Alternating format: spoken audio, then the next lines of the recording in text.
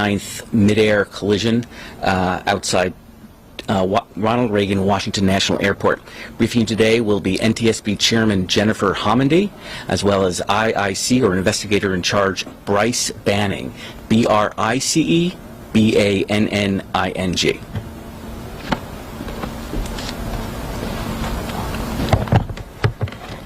Good afternoon, and thank you for joining us.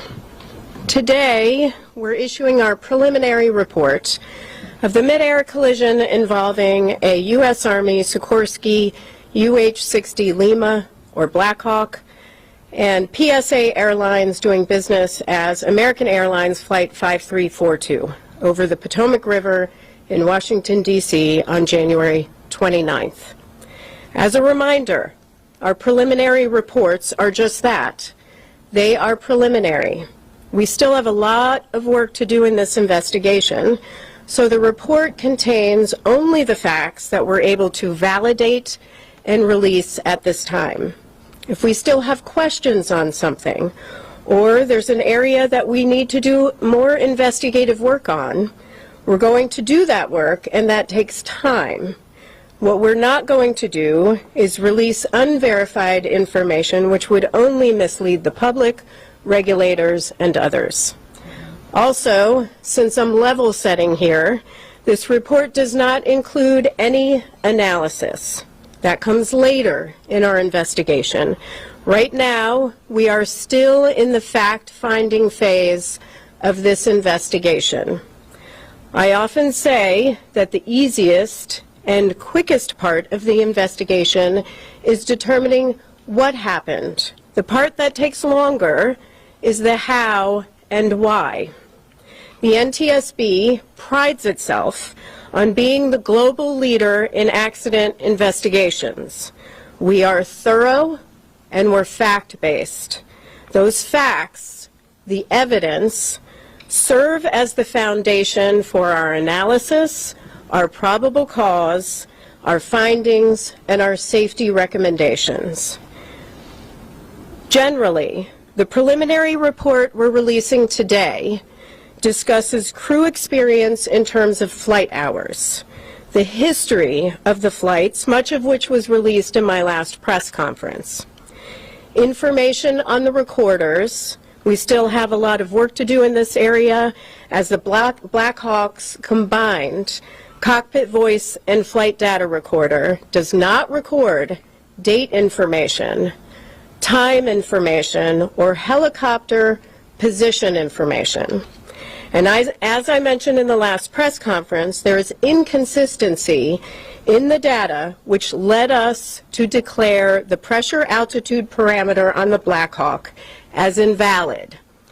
We're now in the process of determining whether that may have affected other helicopter systems that used pressure altitude as a data source, such as the altimeters. The report also contains information on the operators, the aircraft involved, air traffic control at the time of the crash, helicopter routes, the airport, emergency response and recovery operations, and the wreckage exams. But what I want to focus on this afternoon is our issuance of a recommendation report that contains 2 urgent safety recommendations to the Federal Aviation Administration, or FAA, concerning the helicopter routes near DCA. Urgent recommendations require immediate action to prevent similar accidents or incidents. When we issue them, we believe a critical safety issue must be addressed without delay. For this investigation, we're reviewing airport operations and prior incidents, including near mid-air collision events. Information gathered from voluntary safety reporting programs and the FAA regarding encounters between helicopters and commercial aircraft near DCA show that from 2011 through 2024, a vast majority of reported events occurred on approach to landing. Initial analysis found that at least one traffic alert and collision avoidance system, or TCAS, resolution advisory was triggered per month from 2011 through 2024 at DCA due to proximity to a helicopter. TCAS resolution advisories, or RAs, unlike traffic advisories, or TAs, are recommended escape maneuvers, for example, climb or descend, level off. Keep in mind that a TA is issued when the intruding aircraft is about 20 seconds from the closest point of approach, or 0.3 nautical miles, whichever occurs first. They are advisory. RAs indicate a collision threat and require immediate action. In over half of the encounters we reviewed, again from 2011 through 2024, the helicopter may have been above the route altitude restriction. 2/3 of the events occurred at night. We then reviewed commercial operations at DCA and found that between October 2021 and December 2024, there were a total of 944,179 commercial operations at DCA. These are instrument flight rules, or IFR, departures or arrivals. Again, that number is 944,179 commercial operations at DCA. During that time, again October 2021 through December 2024, there were 15,214 occurrences, or close proximity events, between commercial airplanes and helicopters, in which there was a lateral separation distance of less than 1 nautical mile and vertical separation of less than 400 feet. There were 85 recorded events that involved a lateral separation of less than 1,500 feet and vertical separation of less than 200 feet.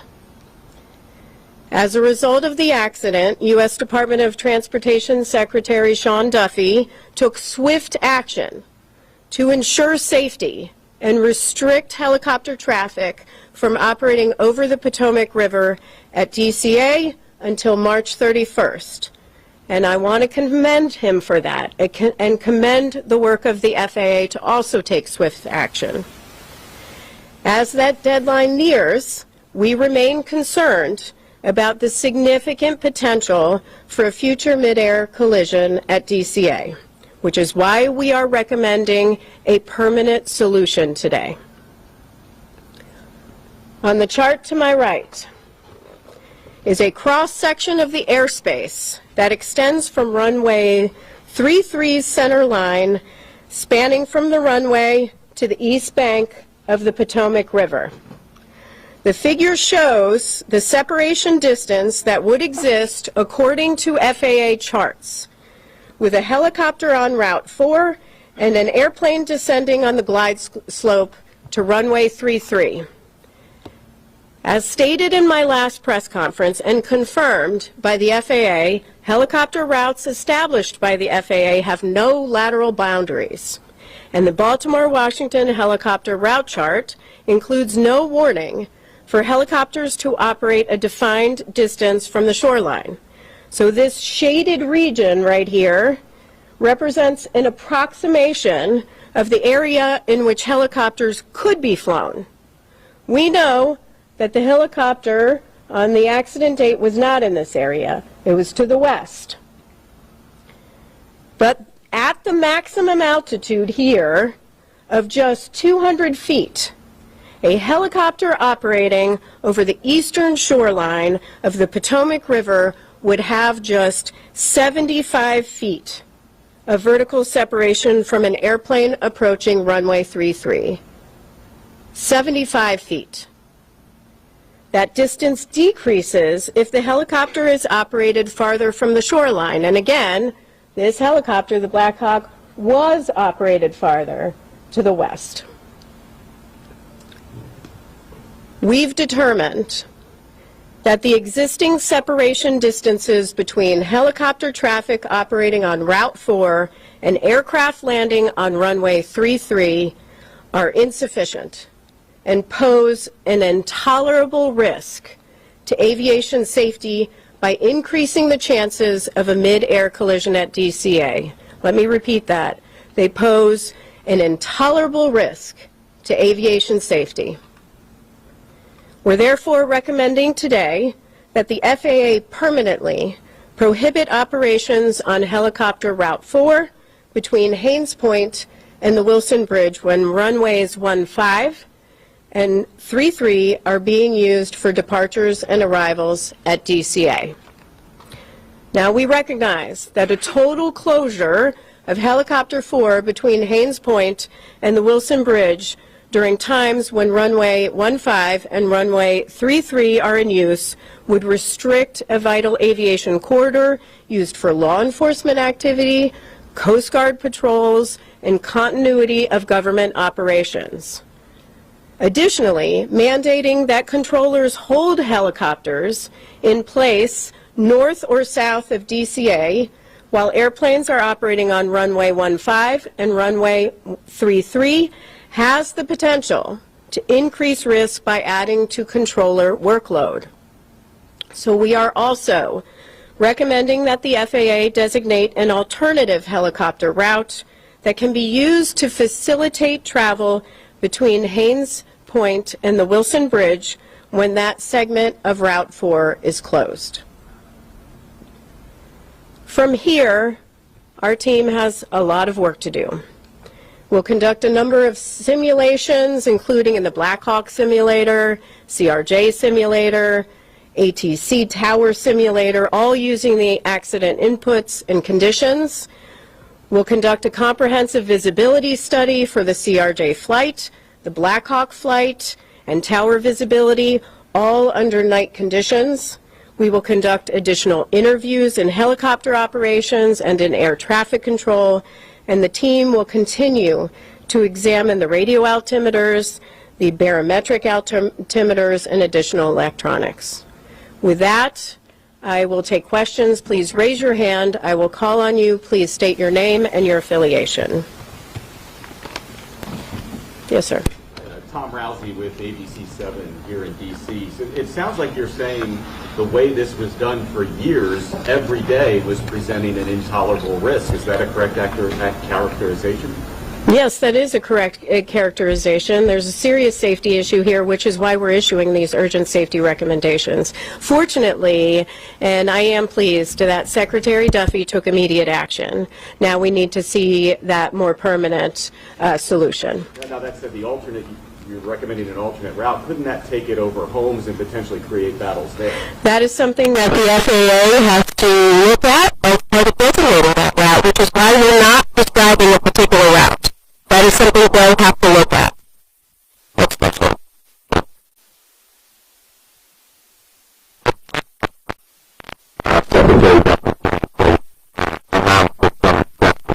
Are you saying today that those exceptions should be removed and no helicopter should be able to fly on that particular route?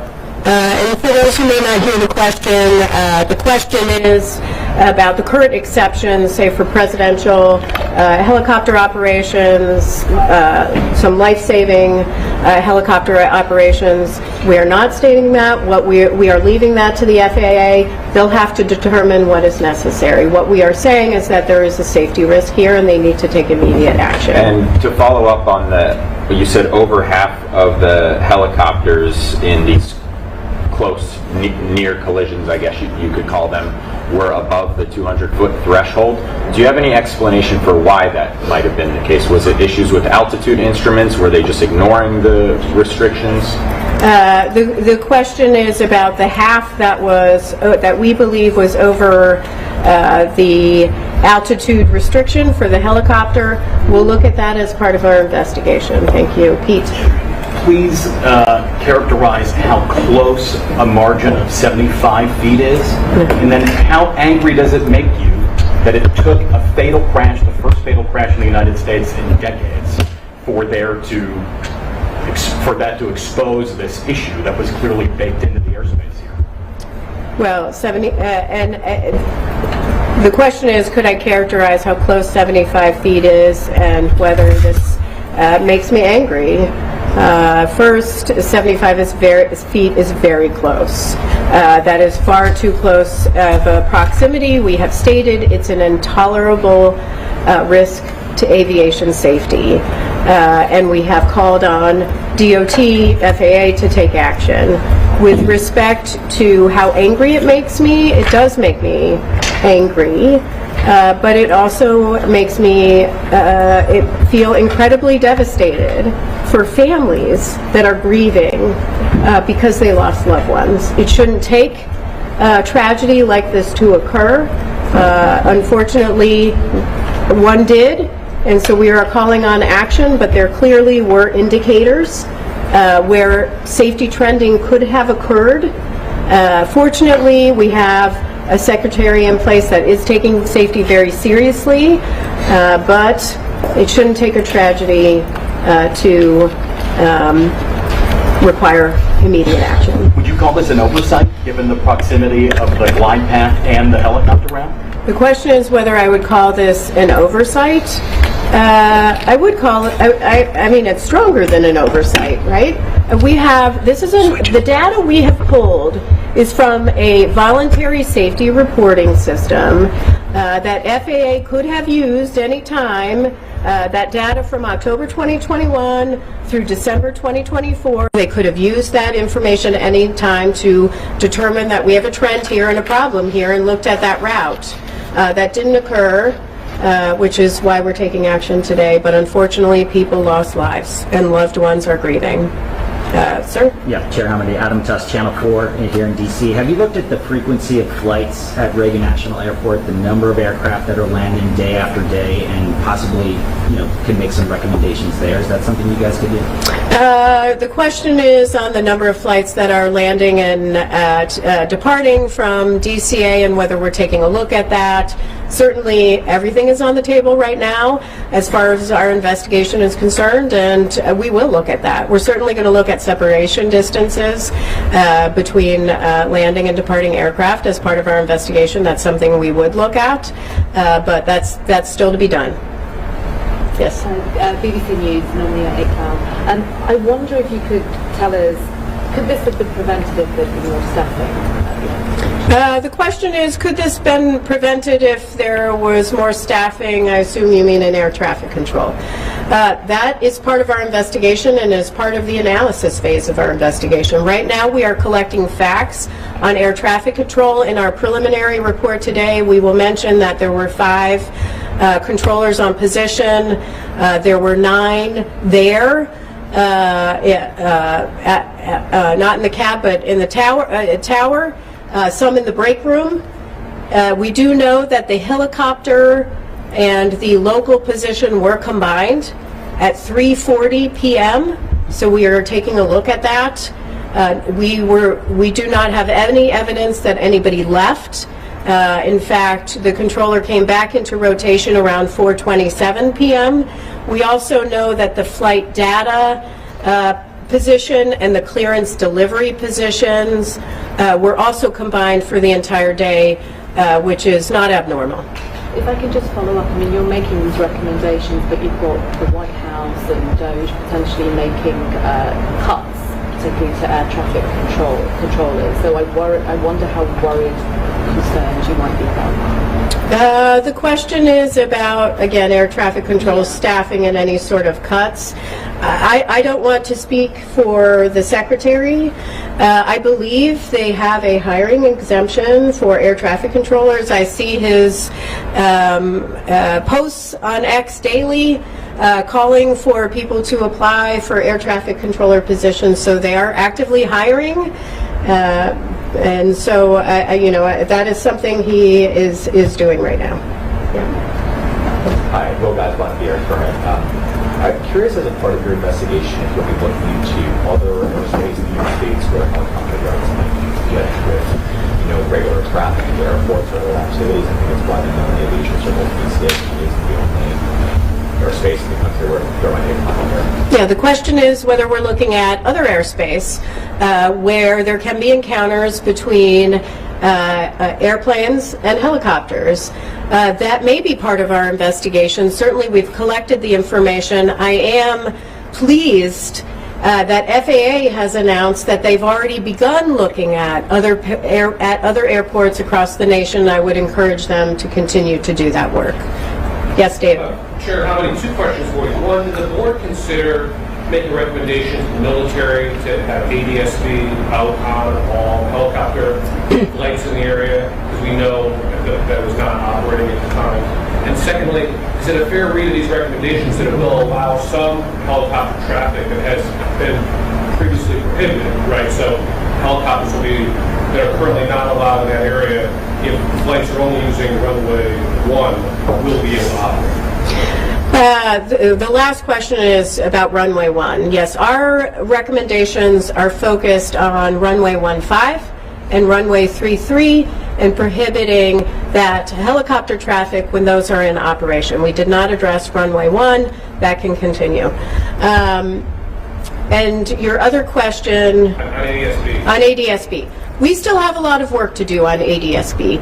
We know that the CRJ had ADSB out. It did not have ADSB in.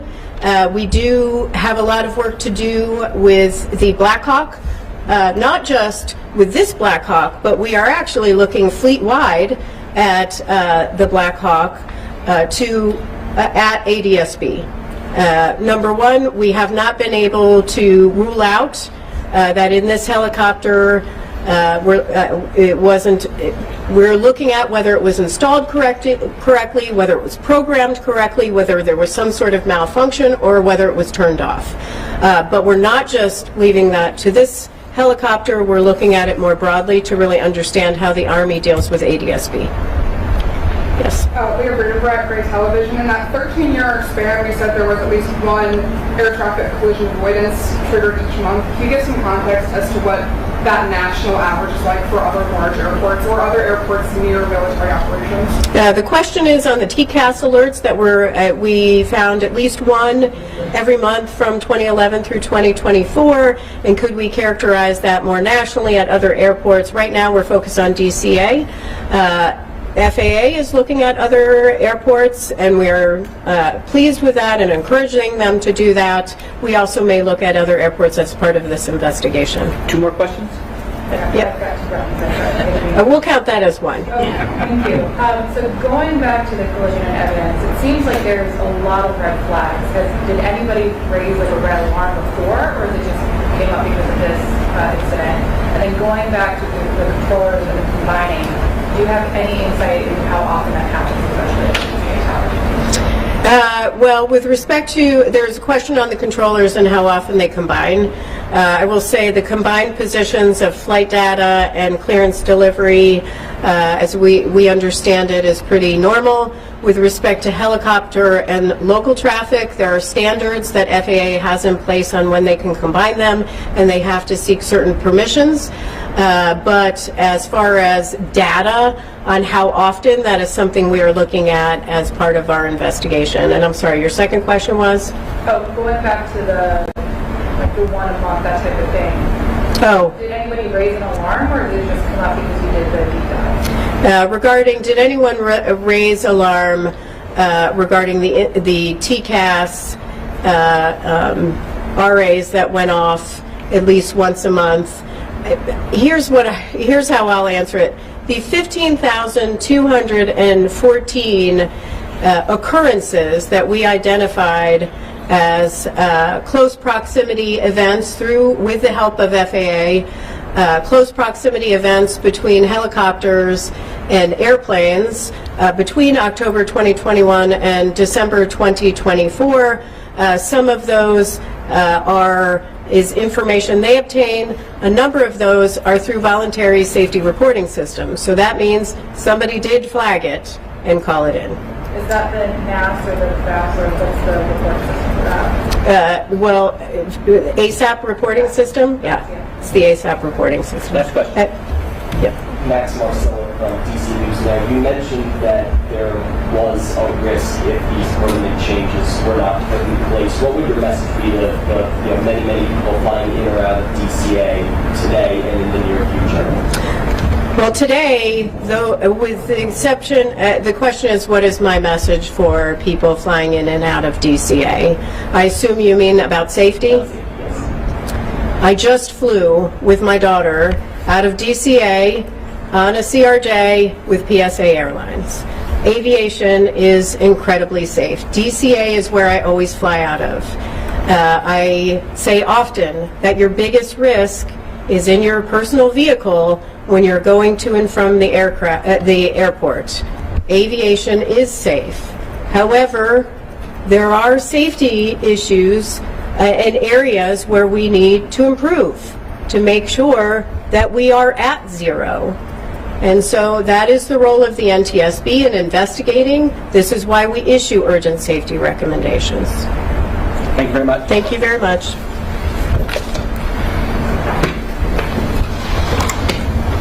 To continue monitoring the progress of the investigation, please check ntsb.gov.